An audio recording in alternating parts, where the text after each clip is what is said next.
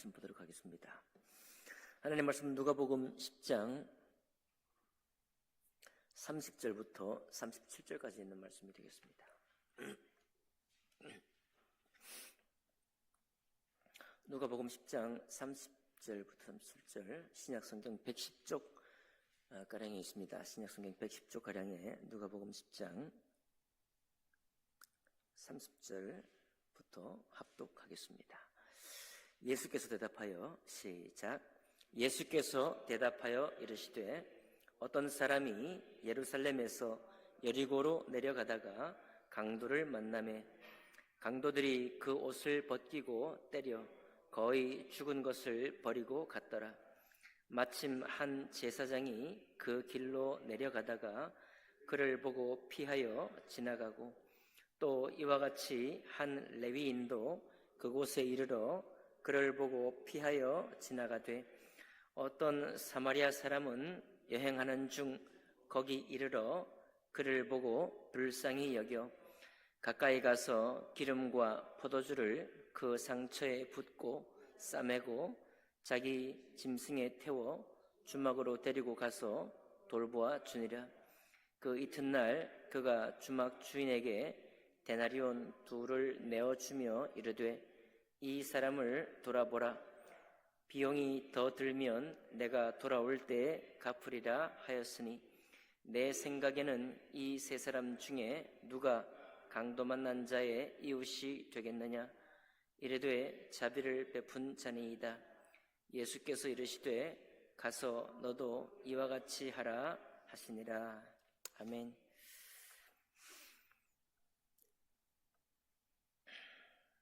고난주간입니다.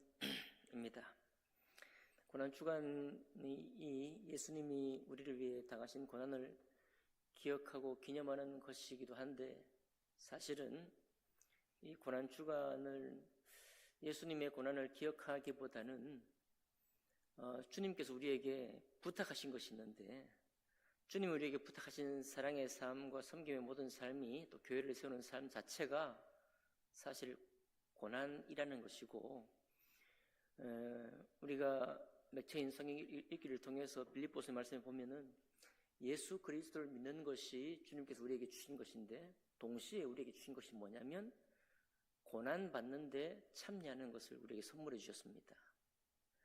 그러니까 공연히 예수님이 얼마나 나를 위해 아프게 돌아가셨을까, 그분이 십자가에서 얼마나 고통당하셨을까, 이 지나간 주님의 당하신 고난을 추억하고 기억하는 것이 고난주간의 사실 참된 의미라기보다는, 이 고난주간은 하나님께서 우리에게 믿음의 삶을 주셨는데 그 믿음의 삶 자체가 고난받는 삶이라는 것을 우리가 기억하는 것입니다. 이 고난은 다양한 여러 가지 측면에서 이 고난이 오는데, 우리가 워낙 이 현대의 안일한 믿음을 생각할 때 잘되고 형통한 것을 너무나 생각하다 보니까 우리 주님께서 고난받는 것을 우리에게 선물로 주셨다는 사실에 대해서 생각을 잘 하지 않습니다.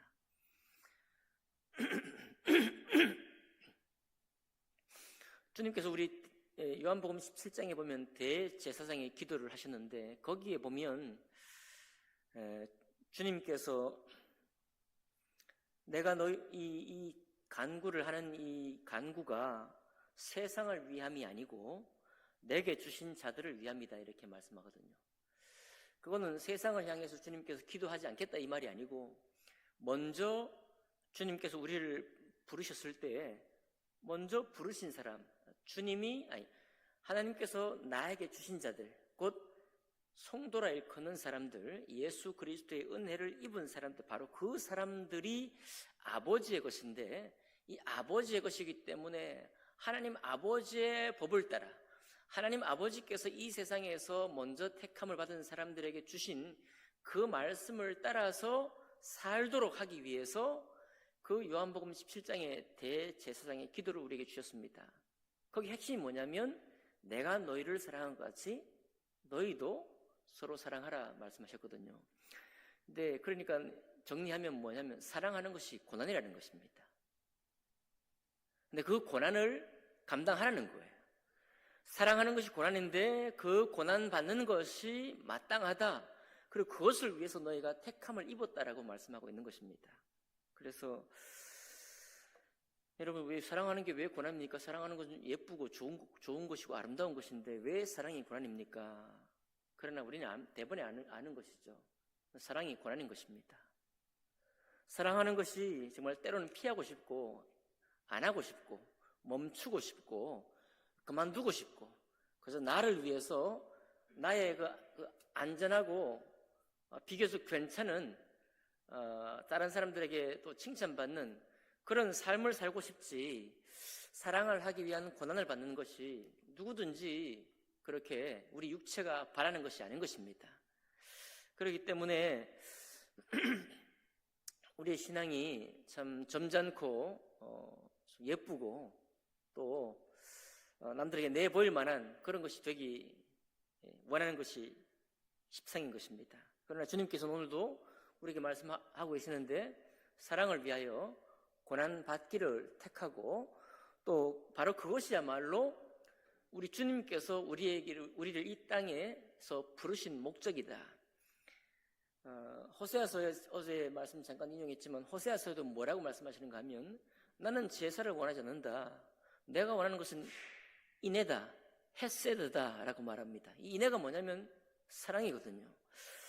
오히려 주님께서 우리가 익히 알고 있는 바에 따르면 하나님을 경외하라, 이 첫 번째 계명, 하나님 주 너의 하나님을 사랑하라고 하신 이 첫 번째 계명이 가장 중요하다고 생각하는데, 선지서에 무수히 반복되는 것은 뭐냐면 제사가 중요한 게 아니다 이거예요. 예배가 중요한 게 아니다. 뭐가 중요하냐?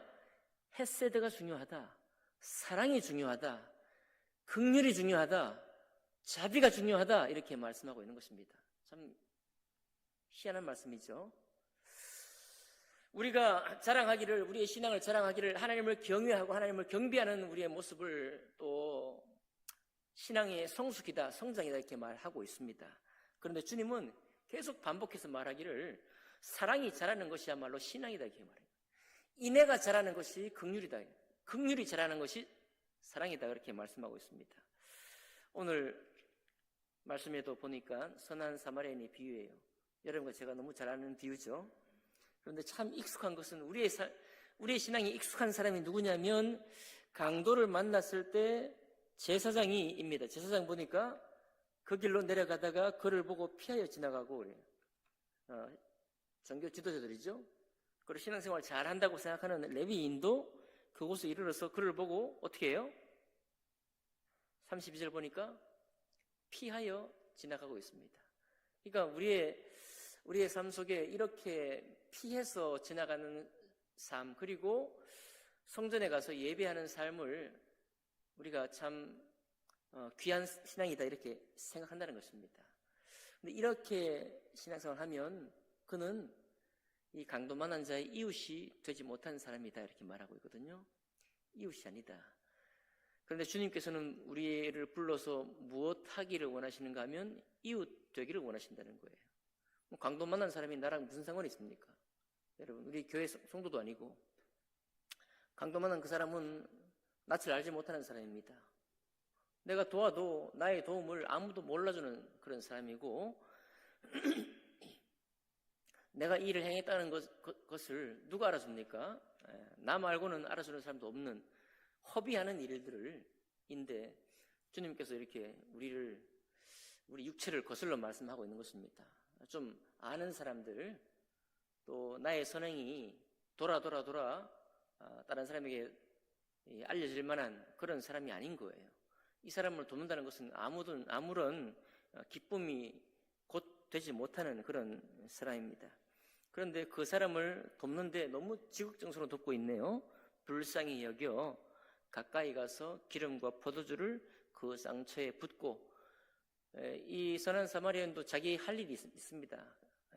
오늘도 계획이 다 있는 거죠.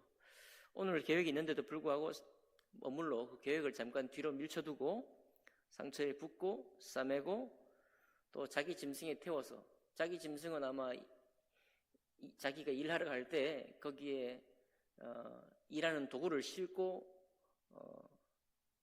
가던 짐승 아니겠습니까? 그 짐승을 태워가지고 또 자기 가던 길을 멈추어서 주막에 데리고 가서 돌보아주고, 돌봐줄 뿐만 아니라 자기 돈을, 너무 필요한 돈을, 자기 돈을 거기다가 주막에 지불하고, 그리고 또 부탁하기를 돈이 이 사람이 치유를 하는데 더 들 수 있으니 데나리온 2를 더 내어주면서 필요한 일에 돌보아 쓰라 하고, 그리고 또 뭐라고 합니까?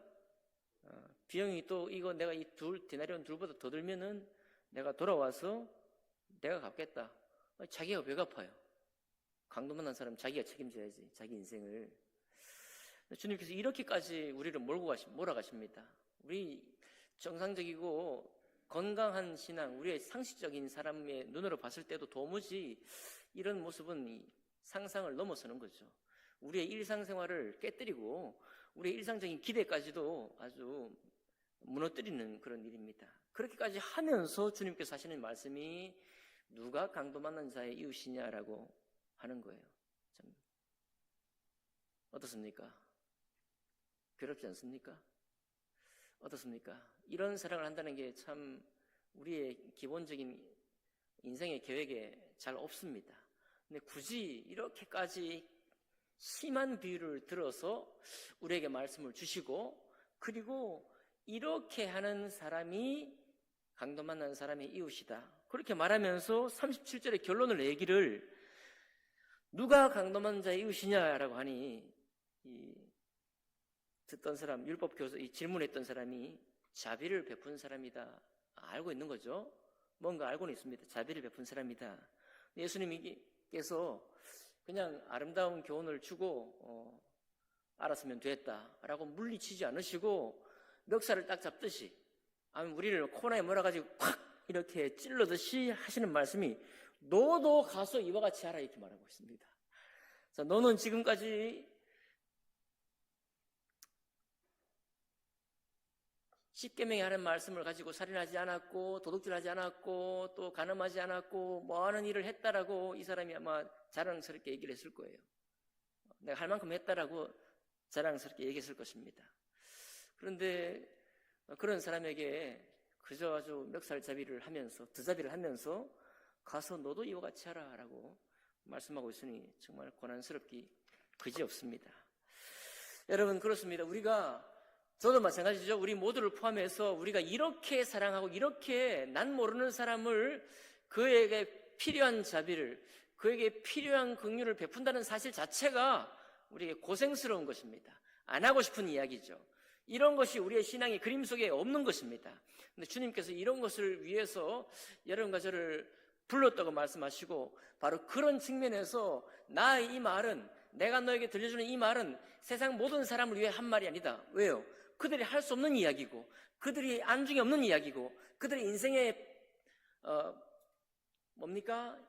소망 중에 하는 것, 바스켓리스트에 없는, 아예 있지도 않는 그런 목록이니 감당하지 못할 이야기인 것입니다. 그래서 하나님께서 말씀하시기를, 아버지께서 내게 주신 자들에게 내가 부탁하는 말이다, 이거예요. 아버지께서 아버지께서 찾은 사람들, 아버지께서 택한 사람들에게 특별히 부탁하는 말씀이다라고 그렇게 말씀하고 있는 것입니다. 그래서 돈은, 우리에게 있는 특별히 필요는 우리가 더 가져야 하고, 또 나누면 손해라는 것을 알고 있고, 주님께서 특별히 또 안식일을 지키라는 말씀을 주실 때도 이건 역시 너 경제활동을 중단하라는 것이거든요. 안식일에 주님을 예배하라는 말씀이기도 하면서 동시에 경제활동을 중단해. 지금은 이웃을 생각할 때고 너 자신을 생각할 때고 하나님 말씀을 생각할 때야, 이런 얘기입니다. 안식일이 다른 말로 풀어보면, 월터 브루그만이라는 신학자가 이렇게 풀었는데요, 지당하신 말씀입니다.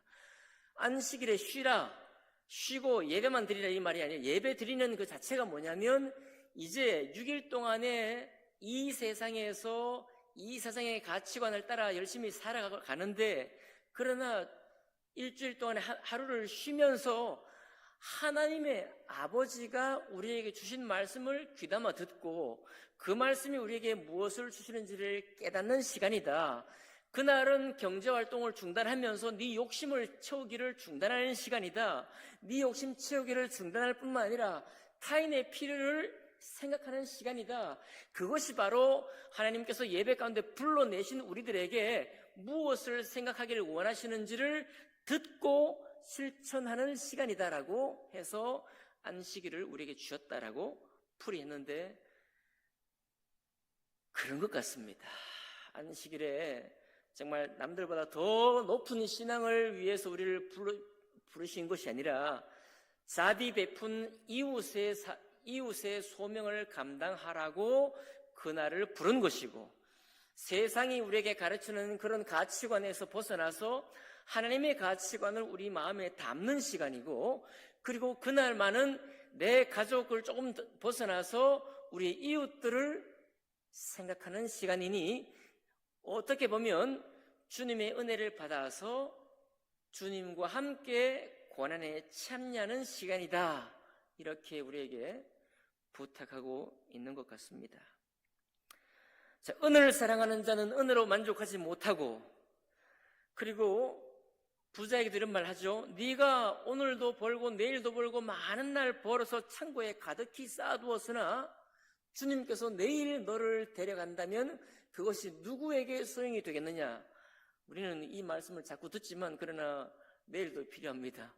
이제 노후도 필요하고 우리의 남은 가족도 필요해서 자꾸 벌어야 하고, 더군다나 최근에 우리의 경제활동은 너무나 쉽지 않습니다.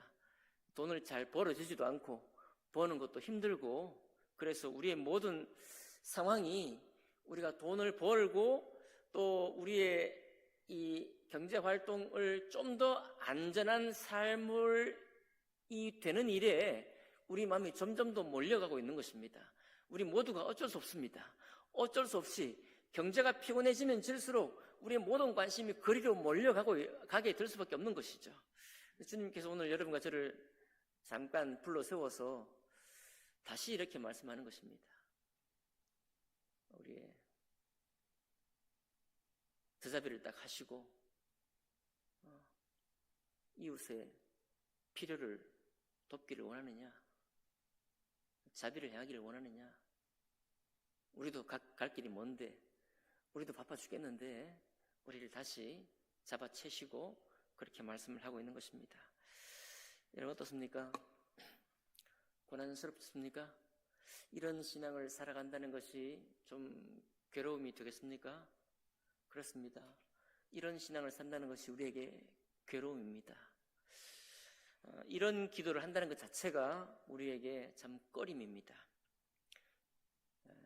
성령께서 그 말씀을 우리 마음에 다시 새겨주시기를 원하고, 성령께서 우리 삶의 바쁜 걸음들을 잠깐 멈추어 세워서 이와 같이 인애가 있고 긍휼이 있고 자비를 베푸는 삶을 살도록 오늘 여러분과 저를 함께 초청하고 있습니다.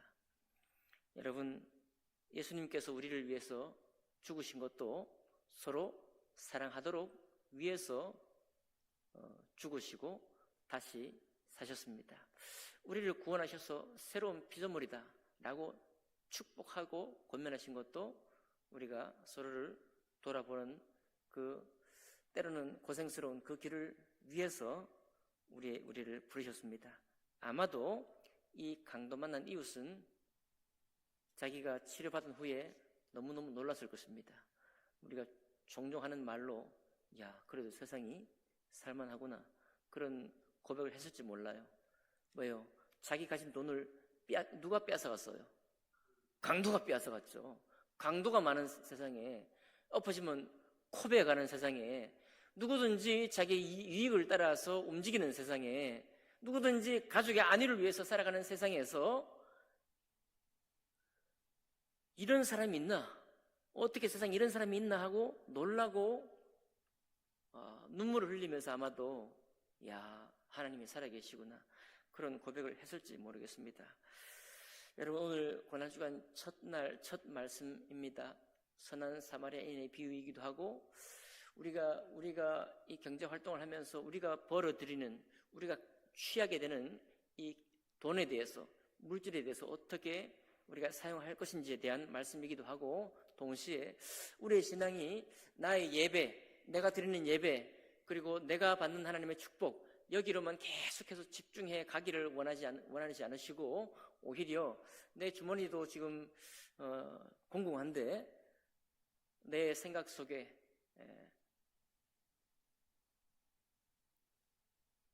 고난당한 자, 자비가 필요한 사람을 생각하며 살라고 어제 주일날 우리를 부르셨고, 다음 주 주일도 우리를 부르시고, 또 그 다음 주 주일도 우리를 부르셔서 이 말씀을 실천하는 그런 사람이 되도록 부르실 것입니다. 우리가 어떤 모양으로든지 어떤 때든지 이와 같은 부르심에 응답하는 여러분과 제가 되길 주님의 이름으로 축복합니다. 기도하겠습니다. 살아계신 하나님 아버지, 감사드립니다.